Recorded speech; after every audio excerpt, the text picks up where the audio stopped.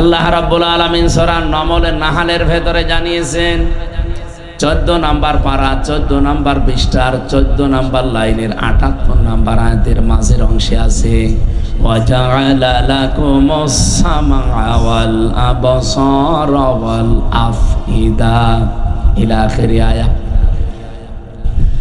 আল্লাহ পাক বলেন আমি আল্লাহ নিজে শ্রবণ শক্তি, দর্শন শক্তি, বাক শক্তি, আকেল শক্তি, গ্রহণ শক্তি, এই 5টা জিনিস যাকে দিয়েছি, আর ওই যে 18টা সব মিলে 23টা, সে পরিপূর্ণ মানুষ হয়ে দুনিয়ায় আসতে পারে। যাকে আমি আল্লাহ একটা কম দিয়েছি, 22টা দিয়েছি, সে পরিপূর্ণ হয়ে আসে না, পূর্ণাঙ্গ হয়ে আসতে পারে না, অপূর্ণাঙ্গ হয়ে আসে। এই যে দর্শন শক্তি আল্লাহ যদি আমাকে না দিত, তার রব নামের কারণে দুনিয়ায় আসতাম ঠিক, কিন্তু কানা হয়ে। কি হয়ে? কত কানা আসে না দুনিয়ায়, তাদেরকে 23টা আল্লাহ দেয়নি, 22টা দিয়েছে। আল্লাহ যদি আমাদেরকে 2টা জিনিস কম দিত, কান, এই যে শ্রবণ শক্তি, যেটা অনেকে এটা পায় না, খালা বলি ডাকি আমরা, বধির বলি তাদেরকে। একটু নিজের দিকে তাকিয়ে ভাবেন তো, আল্লাহ আপনাকে সত্যি যা দিয়েছেন, যদি এই 23টার ভেতরে 2টা কম দিত, মানুষ দুনিয়াতে আপনাকে বলতো ঠিক, কিন্তু বলতো কানা আর কালা। আপনি কি করতেন নিজের দিকে তাকিয়ে এবার ভাবেন। কত মানুষ হয়তো আপনাকে না দেখে মোবাইলে কথা বলে, কিন্তু এই 2টা জিনিস যদি না থাকতো, কথা বলা না, আপনার নাম শুনলে সে ঘৃণা করত, কানা, আবার বধির। সেদিন ইন্টারনেটে দিয়েছিল, ওই বড়গোনার এক মহিলা কথা বলতো একটা পুরুষের সাথে মোবাইলে, ফেসবুকে চ্যাটিং করতো, কিন্তু দেখে নাই কোনোদিন তার চেহারা। সেই লোক খুব চালাক, ওর হাত নেই, পা নেই, প্রতিবন্ধী, আবার চোখ টেরা, কিন্তু এমন কায়দায় ছবি এডিটিং করে প্রোফাইলে দিয়েছে, বোঝার কোনো কায়দা নেই, দেখলে মনে হবে রাজপুত্র। ও মহিলার সাথে প্রায় 2 বছর লাইন চলছে, মনে করছে জিনিস মনে হয় 1 নাম্বার, চলে এসেছে। চলে আসার পরে যে চেহারা দেখেছে, দেখে একটা হাত নেই, পা নেই, আবার এতদিন মিথ্যা কথা বলেছে যে আমি একটা চাকরি করি, মনে করছে যে বিশাল জিনিস হবে। ওই মহিলাও 2 নাম্বার, কারণ ওরও 2টা ছেলে মেয়ে আছে। ওই এসে দেখছে এই অবস্থা, চাকরি করে ঠিক, কিন্তু একজনের জমিতে পানি টেনে দেয়, এই চাকরি। এখন মহিলা বিয়ে করতে আর রাজি না। এই লোকের যে ভাই আছে, সে বলছে না, কেন আসলে? বলছে ও তো আমাকে মিথ্যা কথা বলেছে, যে নাকি খুব সুদর্শন, বলবে তো যে আমি প্রতিবন্ধী, আবার প্রোফাইলে ছবি দিয়েছে, সেই রকম ছবি আমি দেখে চলে এসেছি। সাতক্ষীরা বাসী শুধু হাসির জন্য বলি নাই, নিজের দিকে তাকিয়ে বলেন, আপনাকে যদি আল্লাহ এরকম প্রতিবন্ধী করে দিত, পারতো না? এক কথা বলেন না কেন? আপনি কিসের মাস্তানি করেন, কিসের অহংকার আপনার, বলেন তো? আউযু বিল্লাহি মিনাশ শাইতানির রাজীম। বিসমিল্লাহির রহমানির রহিম। ইয়া আইয়ুহাল্লাযীনা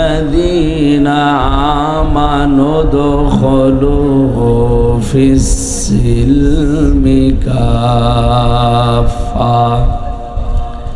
সাদাকতা ইয়া রাব্বানা।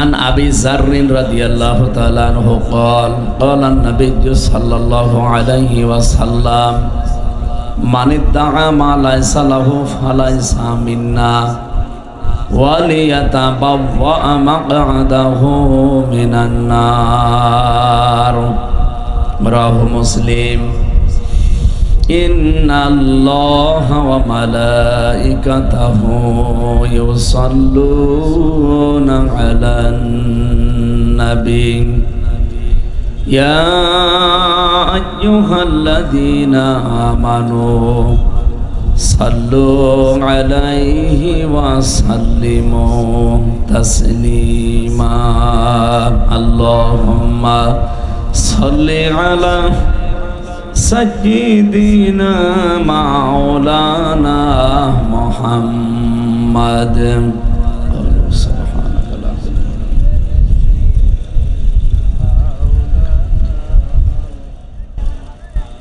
আলহামদুলিল্লাহ। এদিকে ওদিকে তাকান, আপনার দরকার কি ভাই?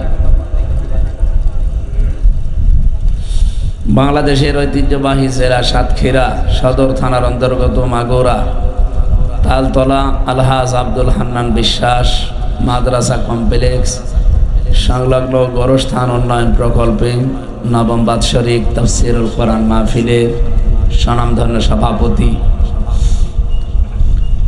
অত্র এলাকার সর্বজন শ্রদ্ধাভাজন ব্যক্তিত্ব,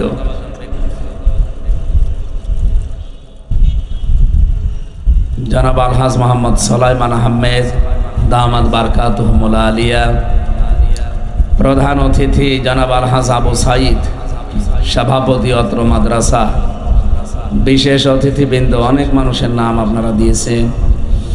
বিশেষ করে এতক্ষণ যারা কথা বললেন, হাফেজ মাওলানা মনোয়ার হোসেন মমিন, মাওলানা মাহমুদুল হাসান, মাওলানা নুরুল ইসলাম, হাফেজ মাওলানা মনোয়ার হোসেন, মাওলানা আরিফুল ইসলাম, অন্যান্য ওলামা ইকরাম, সামনে বসা মুসলমান ভাইরা, পর্দার আড়ালের সম্মানিতা মা এবং বোনেরা, প্রশাসনের ভাইরা, প্রাণ প্রিয় সাতক্ষীরাবাসী, আওয়াজ তো কানে দেন, রিভাব দেন আর কানে আওয়াজ দেন।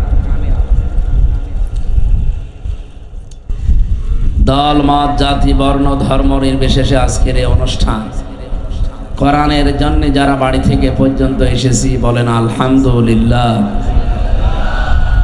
কোরআন শুনতে যেহেতু এসেছি, কোরআনের আলোচ্য বিষয় গরু ছাগল, কি বলেন বলেন মানুষ।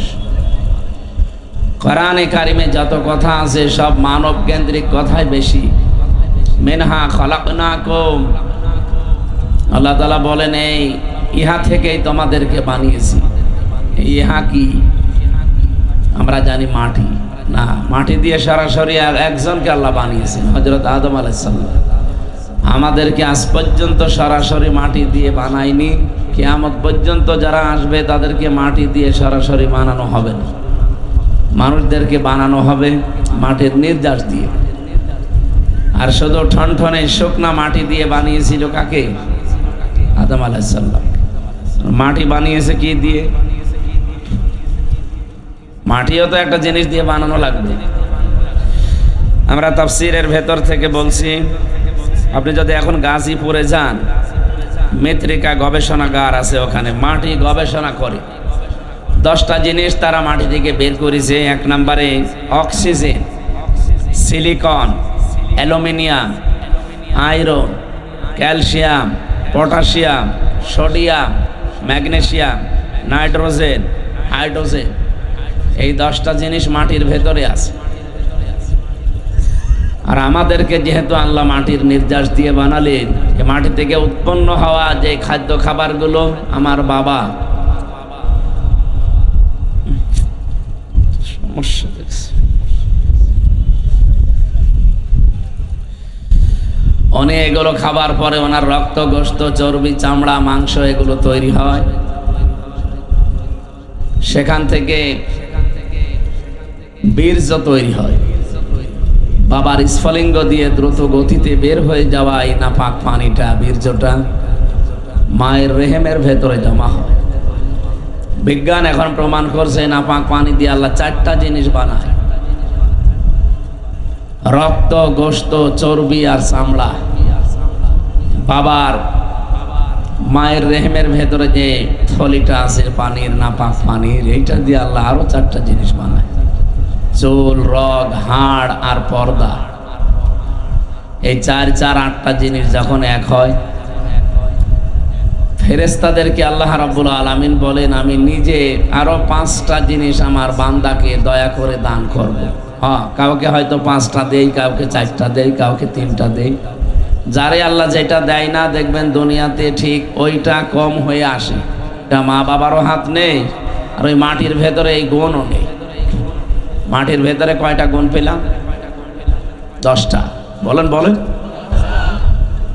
বাবার কাছ থেকে আল্লাহ 4টা জিনিস বানান, মায়ের জিনিস দিয়ে 4টা, 4 4 8টা, 10 আর 8 18। আপনি কম্পিউটারের ভেতরে মানুষের এই মানব দেহ 3.5 হাত ঢুকিয়ে দেন, ও বলবে যে না, মানুষ তৈরি হতে এখন অনেকগুলো উপাদান লাগবে। কি লাগবে?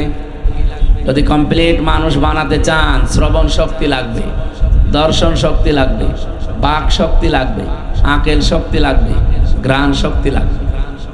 আর এই 5টায় আল্লাহ নিজে তার রব নামের কারণে আমাদেরকে ভিক্ষা দিয়েছেন। আল্লাহুল গনিয়্য ওয়া আনতুমুল ফুকারা, আমি ধনী, তোরা সব ফকির। এই আয়াত আমি বানালাম। ফকির না হলে আল্লাহ আমাদেরকে ওইগুলো দিত, দয়া করে ভিক্ষা দিয়েছেন।